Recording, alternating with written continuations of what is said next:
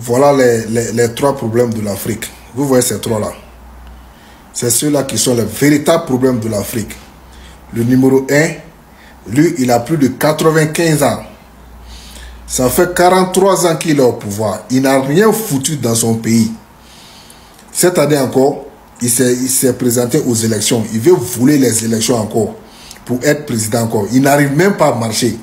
Il n'arrive même pas à faire campagne. Mais les gens qui bouffent avec lui ne veulent pas qu'il quitte le pouvoir. C'est-à-dire ça fait leur affaire. Même si les gars ils partent dans sa tombe, ils vont aller l'arracher pour le remettre encore. C'est-à-dire on dit que son père est mort à 150 ans. Son petit frère est mort à 110 ans ou bien 120 ans. Donc lui aussi peut-être il va vivre jusqu'à 180 ans. Donc si il vit jusqu'à 180 ans, cela veut dire que le Cameroun est devenu comme un royaume. Lui sera toujours là. Bon, le deuxième, lui-même, il a changé la constitution fatiguée jusqu'à ce qu'il a enlevé la constitution même. C'est-à-dire, la constitution est devenue un parlement. Chez lui-même, il n'y a même plus de vote. La population ne vote pas. C'est-à-dire, lui, il est là pour l'éternité jusqu'à ce que Dieu le rappelle. Bon, le troisième, lui, il a changé la constitution pour fuir la CPI. Est-ce que vous voyez? Donc, il a fait un mandat, 2 mandats, 3 mandats. Il veut faire un 4e mandat encore. Il ne peut même pas faire 3 mois sans aller en France. Il n'arrive même plus à marcher aussi. Mais il est accroché, on dirait Akpani. Il dit, il ne laisse pas.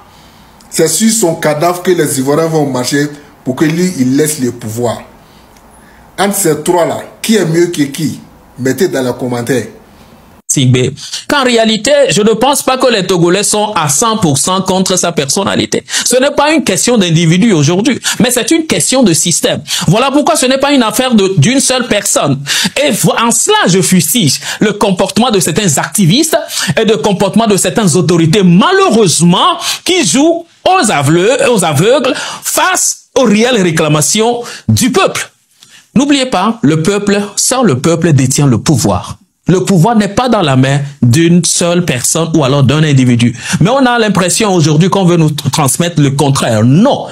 Il est temps que ceux qui dirigent cette communauté que j'appelle le Togo puissent écouter. Diriger, c'est aussi écouter. Écouter, c'est aussi agir. Aujourd'hui, on n'est plus en face d'une répression comme solution. Tout comme demander le départ de Faure Gnassingbé n'est pas la solution. La répression et aussi les restrictions ne peuvent jamais constituer la solution à la crise que le Togo traverse. Certaines autorités vont jusqu'à dire qu'il n'y a pas de crise au Togo, que ce sont des petites crises fabriquées par certaines personnes virtuelles, c'est-à-dire sur les réseaux sociaux qu'on ne voit pas. Allez, c'est faux. Et c'est malheureusement faux. Et donc, lorsque ces gens-là tiennent ces genres de discours, je pense qu'ils ne sont pas en train d'aider la politique du chef de l'État ou alors du président du Conseil. Ils ne sont pas du tout en train d'aider. Et je vois certains citoyens togolais également tenir des discours pas possibles. On se demande s'ils vivent réellement sur le sol togolais. Aujourd'hui, si des réponses sociales étaient données à des réclamations sociales, je pense que l'ardeur serait tombée d'un seul coup et personne ne reviendra encore sur la tête de M. Faure Gnassingbé. Tout simplement. Si aujourd'hui, au lieu de réprimer, au lieu de restreindre, là où nous sommes, nous parlons, mais vous avez toujours de la peur au ventre. Vous ne savez pas ce que vous êtes en train de dire. Qui ça pourra blesser et quelles représailles vous pourrez subir? Nous, on a subi tant de choses, des menaces et tout. Mais qu'est-ce qu'on est en train de dire? Rien que la vérité qui satisfasse tous les Togolais. Pas une catégorie de Togolais. Tout le monde. Avoir des sanitaires publics accessibles à tous les Togolais. En soi, ce n'est pas l'affaire des gens de la diaspora. Ce n'est pas l'affaire d'une minorité quelque part, mais c'est pour tous les Togolais. Avoir des bonnes routes. Allez sur la nationale numéro 1, la seule grande nationale numéro 1 qui relie le Togo à d'autres pays. Qu'est-ce que vous trouvez? Malheureusement, ce sont là des grognes qui fondent aujourd'hui les mécontentements des Togolais. Et on ne veut pas qu'on en parle. Pourquoi ne pas en parler? Parlons-en, trouvons des solutions et faisons de nous des patriotes, des véritables patriotes. Nous sommes aujourd'hui malheureusement que des citoyens togolais. Mais moi, je veux qu'on dépasse là pour aller au patriotisme. Et le patriotisme, c'est pas la façon dont les gens sont en train de le semer. Ce n'est pas la façon dont les gens se prennent pour des mercenaires qui viennent fabriquer des histoires, des messages qui balancent sur des réseaux sociaux, des délations par ici, des diffamations par ici, faisant qu'ils sont en train de contraindre ou alors qu'ils sont en train de faire le contrepoids des réclamations sociales, des réclamations des Togolais. C'est un peu dommage et c'est malheureux et je pense que beaucoup de Togolais font du tort à ce territoire et au pouvoir togolais. Alors, vous venez de parler tout de suite de l'opération qui a été étouffée dans l'œuf. Que crée concrètement le gouvernement? Pourquoi ces dispositions particulières pour ses leaders? Je parle de l'artiste Amron qui a été empêché de marcher sur les trottoirs et également de l'ancienne ministre des Armées. Oui, vous savez, je le répéterai encore que seuls les auteurs sauraient nous dire concrètement ce qu'ils craignent. En soi, des gens qui marchent les mains nues, sans armes, ne devraient pas constituer en réalité de menace pour tout un État. Quand je parle de l'État, c'est tout le dispositif sécuritaire. Quand je parle de l'État, eh bien, c'est les armes. Quand je parle de l'État, eh bien, c'est tous les agents utilisateurs des armes.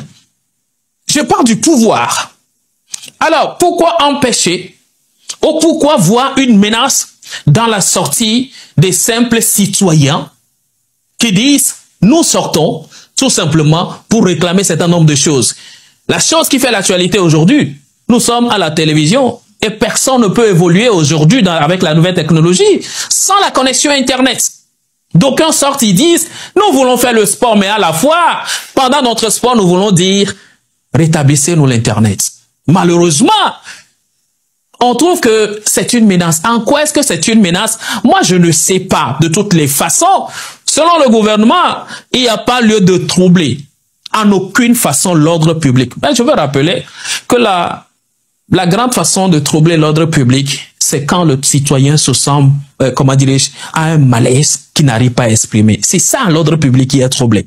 Quand le citoyen se tord de douleur dans son corps et dans son coin, ne pouvant pas exprimer clairement ce qu'il est en train de subir, alors qu'il ne pourra pas vivre comme cela se doit sur son territoire, est obligé de sortir pour se chercher. Combien de Togolais ne sont pas à l'étranger aujourd'hui? Vous me direz qu'il y a de la diaspora partout, je suis d'accord. Mais combien de Togolais ne sont pas sortis du pays pour se chercher, prendre ce qui se passe réellement? Sinon, ce groupe, en réalité, tout citoyen a le droit de se constituer en association et de s'appeler, de se donner le nom qu'il veut. Mais ce groupe, moi, ça m'a inquiété, mais je veux comprendre. Je veux encore rencontrer les responsables de ce groupe et comprendre davantage. Ou alors le ministère de l'administration territoriale comprendre davantage les bases sur lesquelles un récépissé serait délivré à ce groupe pour jouer quel rôle exactement. On aura le temps peut-être d'en savoir davantage. Mais pour l'heure, ce qu'ils ont signé comme mission, ce sont des missions dévolues aux forces de l'ordre et de sécurité. Et dans un État, la Constitution l'a bien dit, que cela revient exclusivement aux forces de l'ordre et de sécurité. Alors, certains Togolais aujourd'hui qualifient les membres de ce mouvement de milice. Ont-ils raison de le faire? Je ne sais pas s'ils ont raison de le faire. Ils sont libres de sortir la matière qui fonde leur déclaration. Mais moi, j'ai dit que c'est inquiétant d'avoir de tels groupes dans notre société aujourd'hui prétendant répondre à une crise. Ce ne sont pas les formations de ces groupes-là qui répondront aux grognes sociales. Alors, aucunement. Je veux même ajouter, si des individus se déclarent aujourd'hui être à même de protéger ou alors de défendre le territoire, le travail est dans le nord, par Lomé. Au nord du Togo, le terrorisme, il y a de la matière là-bas. Peut-être là, ils trouveraient de la matière, mais à Lomé, je ne trouve pas, ils vont chômer. Il n'y a rien à Lomé, il n'y a pas de terrorisme à Lomé. Ce sont des citoyens qui sortent des grognes. Ce sont des citoyens qui parlent de leur malaise. Et ce que nous vivons, même, écoutez-moi, ceux-là qui avaient fait leur déclaration la dernière fois, on avait besoin de l'Internet pour pouvoir les écouter. Voilà. Ça veut dire que ce que le Togolais réclame les concerne aussi. Pour que leur association, je ne sais pas quoi, puisse passer comme une association légale ou non, il faut de la connectivité, il faut la connexion, il faut une communication basée sur les réseaux sociaux. Malheureusement, c'est ce que la population réclame. Et eux, ils trouvent qu'ils sont des terroristes qu'il faut combattre. Je ne sais pas, je ne comprends pas encore. Mais je veux laisser encore le bénéfice du doute, croyant encore à la bonne foi du ministère chargé de ce domaine-là, de nous donner peut-être par après des explications sur les bases juridiques, légales, fondant un tel groupe dans la société. Sachant aujourd'hui la situation économique que traverse notre pays, le Togo, les actions de ce groupe, les sentinelles du peuple, ne risquent-elles pas d'exacerber les tensions dans le pays, parce que nous sommes déjà dans une crise. Oui, c'est vous et moi qui parlons de crise. D'aucuns diront que c'est des crises fabriquées. Donc, chacun est libre d'interpréter ce qui se passe comme il veut. Alors, risque d'exacerber, est-ce que je dirais oui? Est-ce que je dirais non?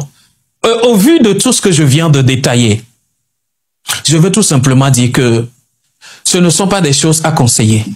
C'est des choses à déconseiller. Ce ne sont pas des choses à conseiller, c'est des choses à déconseiller. Car si X et Y peuvent se constituer en groupe d'autodéfense, LPM également pourront se constituer en un groupe, je ne sais quel nom on lui donnera. Mais le Togo n'est pas prêt pour accueillir ce genre de choses. Nous n'avons que la police et la gendarmerie pour assumer l'ordre public. Écoutez, l'ordre public, même la police et la gendarmerie, malgré la formation qu'elles ont, continuent de se former sur le maintien d'ordre. La police continue de se faire former sur le maintien d'ordre. La gendarmerie continue de se faire former sur le maintien d'ordre. Et que, je ne sais pas, venant de nulle part, je ne sais pas où, et des groupes d'individus vont se réunir, dire, nous sommes là pour le maintien d'ordre. Sur quelle base? Pour quelle formation? Et selon vous, comment comprendre aujourd'hui le silence du gouvernement sur l'existence d'un groupe privé qui s'arroge les missions des forces de l'ordre et de sécurité dans le pays? Je ne sais pas. Comment comprendre? Je veux juste donner le temps au gouvernement. Qu'ils réagiront. C'est ce que je dis. Je donne le temps au gouvernement. Et tout ce que je viens de dire ici n'a qu'une sorte d'interpellation à la personne indiquée, à l'autorité indiquée, de nous dire concrètement de quoi il s'agit. Parce que les Togolais veulent savoir davantage. Les Togolais veulent comprendre davantage la mission dévolue à un tel groupe. Si